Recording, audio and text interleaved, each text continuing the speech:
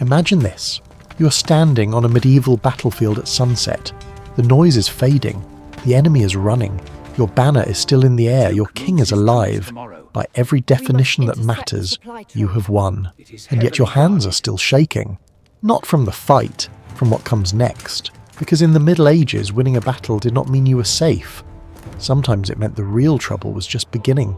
If you enjoy slow, thoughtful journeys into history, the kind that feel more like a late-night conversation than a classroom lecture, take a second to support the channel.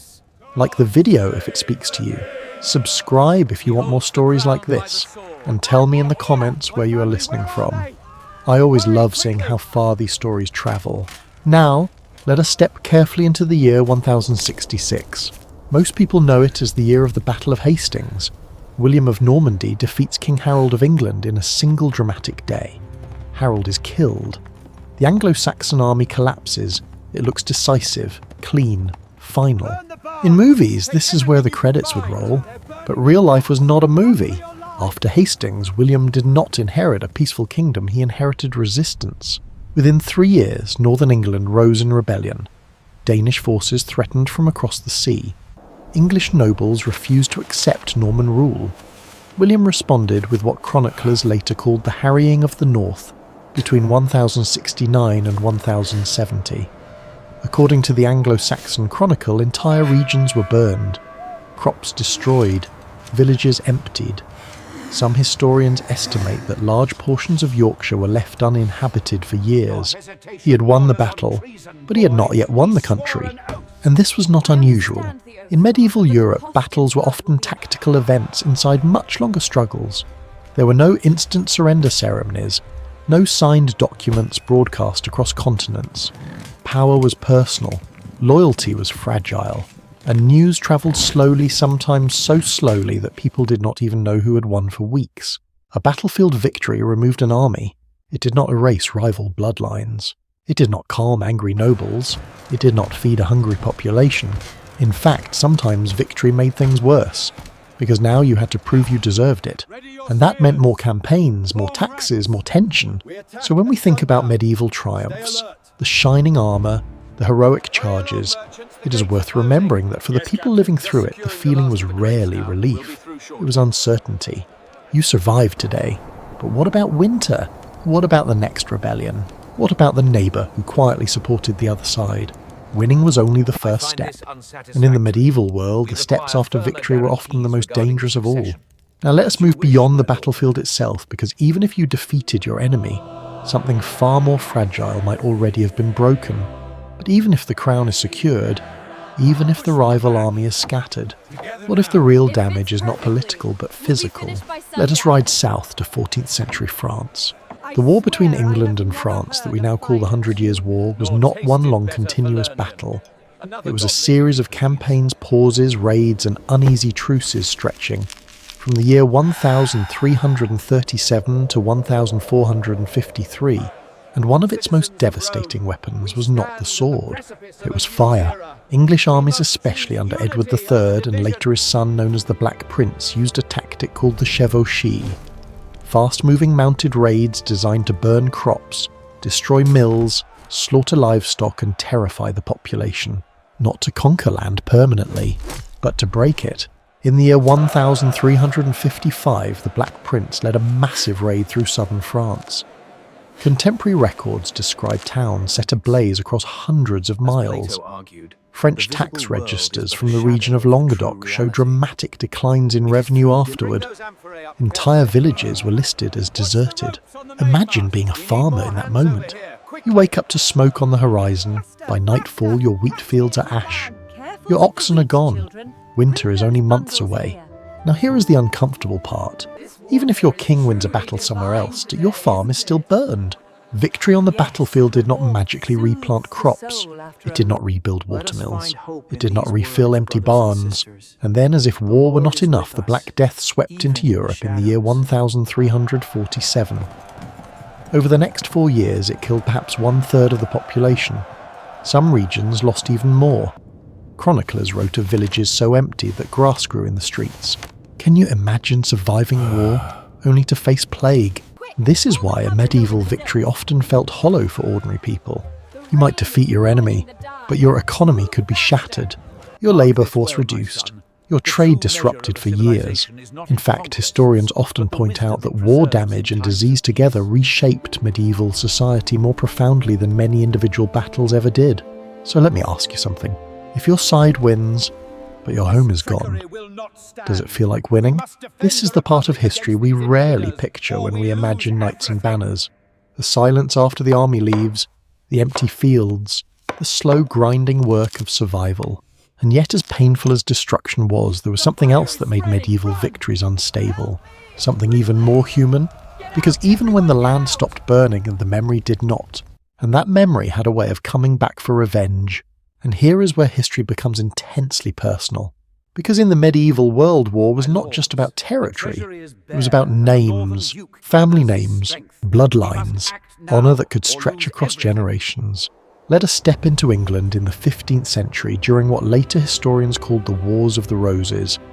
From the year 1455 to 1487 two rival branches of the royal family, the House of York and the House of Lancaster, fought for the English throne.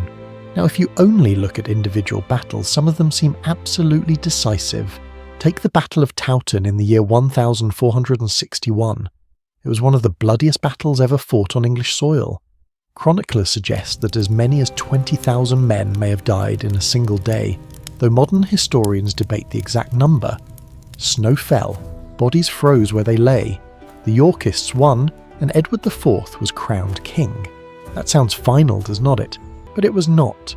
Lancastrian supporters fled to Scotland and France. Alliances shifted. Noble families hedged their bets.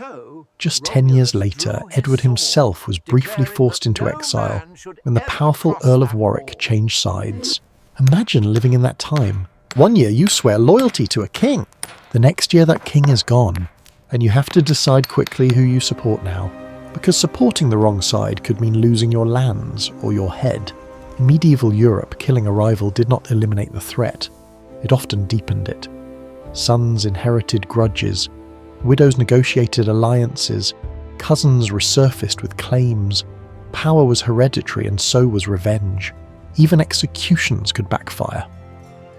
When Richard III seized the throne in the year 1483, eliminating rivals along the way, it did not stabilise England. It alarmed the nobility. Within 2 years, Henry Tudor invaded and defeated him at the Battle of Bosworth Field. Victory created enemies, and enemies had long memories. Let me ask you something. If your father died fighting for a cause, would you forget? Or would you wait?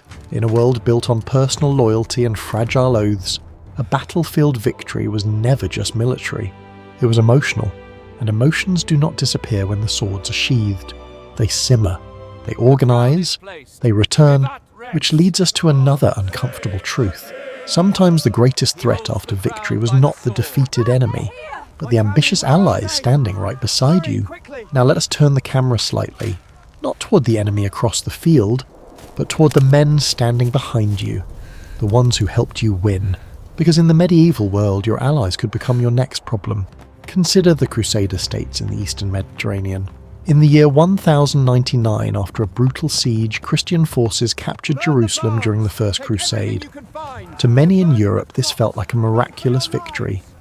Against enormous odds, they had taken one of the most sacred cities in the world. But holding it was another story entirely. The new Kingdom of Jerusalem was surrounded by powerful Muslim states. It depended on a constant flow of reinforcements and money from Europe. Local alliances were fragile. Trade routes were vulnerable, and every castle required soldiers' supplies and loyalty. Even when Crusader armies won battles such as at the Battle of Montgisard in the year 1177, those victories did not remove the larger pressure. Just 10 years later, in the year 1187, Saladin defeated the Crusader forces at the Battle of Hattin. Jerusalem fell soon after. Why? Because winning one battle did not fix deeper structural weaknesses. The Crusader states were overstretched, underpopulated, politically divided. Nobles argued among themselves, resources were thin, Victory expanded territory faster than it expanded stability, and this pattern was not limited to the Holy Land. Across medieval Europe, kings relied on nobles who expected rewards, land, titles, influence. The more you conquered, the more you had to distribute. But land is finite. Favour one lord too much and another feels slighted. Raise taxes to fund garrisons and towns grow restless. Have you ever noticed how winning can actually increase expectations? You succeed once and suddenly everyone expects more. In medieval politics, that pressure could be lethal. A king who failed to reward his allies risked rebellion. A king who rewarded them too generously risked empowering rivals. So even in triumph, rulers walked a tightrope. The enemy outside the walls was dangerous, but the politics inside the court could be just as sharp. Which brings us to something deeper. Beyond armies, beyond nobles, beyond strategy. What did all of this constant instability do to the mindset of medieval people themselves? Because when insecurity becomes normal, it changes how a society lives, builds, and even dreams. And when you live like that for generations, something changes inside a society. Instability stops feeling temporary. It starts feeling normal. Let us travel to northern Italy in the late Middle Ages. Cities like Florence, Milan, and Venice were wealthy, vibrant, full of art and trade. On the surface, they look like success stories. Banking systems, grand cathedrals, political innovation. But look closer. These city-states were in near constant competition. Alliances shifted quickly. Victories on the battlefield did not secure long-term peace. In the year 1454, the Peace of Lodi attempted to stabilise relations between Milan, Florence and Venice, and for a time it worked. Yet even this balance was fragile. Within decades, foreign powers like France and Spain invaded Italy, exploiting rivalries that never truly disappeared. So how did people live in a world like that? They built walls, literally. Medieval European towns invested enormous resources into fortifications. Thick stone walls, guard towers, gates locked at sunset. In some regions, local laws required citizens to help maintain defences. In parts of Germany and France, town records show regular watch duties where ordinary citizens took turns guarding the walls. Imagine finishing a long day at work and then being told it is your night to patrol for invaders. That was normal life. Castles were not just symbols of power, they were survival tools. Even monasteries and churches were sometimes fortified. Safety was not assumed. It was constructed, reinforced, and constantly monitored. And psychologically this mattered. When you grow up knowing that war could return at any time, you think differently about stability. You value strong walls, strong alliances, strong leadership. But you also become cautious, suspicious, prepared. Let me ask you something quietly. If you knew peace might break at any moment, how would you build your home, your city, your trust in others? For medieval people, safety was never a permanent state. It was a condition that had to be defended again and again. Winning a battle might buy time, but it did not erase the possibility of the next one. And that brings us to the final, deeper question. If victory alone could not guarantee safety, then what actually could? So if victory was not enough, what actually created safety? The medieval answer slowly learned over centuries was this: not one battle, not one king, not one dramatic charge at sunrise, but institutions, patience, and sometimes surprisingly as restraint. Let us look at England after the long turbulence of the 15th century. Decades of dynastic war during the Wars of the Roses had shown one painful truth: killing rivals did not stabilise the realm, it only reshuffled it. When Henry VII took the throne in the year 1485 after the Battle of Bosworth Field, he did something different. Yes, he defeated Richard III in battle, but instead of ruling purely by force, he focused on consolidating power quietly. He married Elizabeth of York, uniting the rival houses symbolically and politically. He reduced the power of overmighty nobles by limiting private armies. He strengthened royal finances, carefully rebuilding the treasury, rather than draining it in endless campaigns. There was no single glorious battlefield moment that made England stable.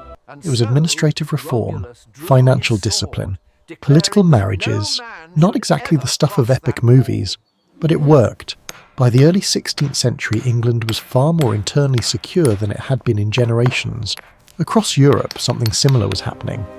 Gradually, states began developing standing bureaucracies, clearer systems of taxation, and more centralised authority. The chaos of feudal fragmentation slowly gave way to more durable political structures. It took centuries, and that is the point. Medieval history teaches us that safety is rarely dramatic. It does not usually arrive on horseback with a shining sword. It is built in quieter ways through systems, agreements, and trust that outlast individual rulers. Think about that for a moment. We often celebrate the battle, but we live because of the peace that follows. And peace is harder. It requires compromise, memory, sometimes even forgiveness. In the medieval world, victory without stability was like building a castle on sand. Impressive from a distance, but vulnerable to the next tide. So when we imagine knights cheering after a triumph, it is worth remembering what came next. The rebuilding, the negotiations, the watchful knights behind stone walls, the careful balancing of allies and former enemies. Winning a medieval battle did not mean safety. Safety was something slower, something fragile, something earned again and again, and maybe that is why this story still matters. Because even today we sometimes confuse loud victories with lasting security. History gently reminds us to look deeper. If you stayed with me through this journey, thank you. Truly. I would love to know which part of tonight's story surprised you the most. Leave a comment and share your thoughts. And if this kind of calm, reflective dive into history helps you unwind while learning something meaningful, consider subscribing so you do not miss what comes next. There are many more moments in the past that look simple at first glance, and become fascinating when we slow down and really see them.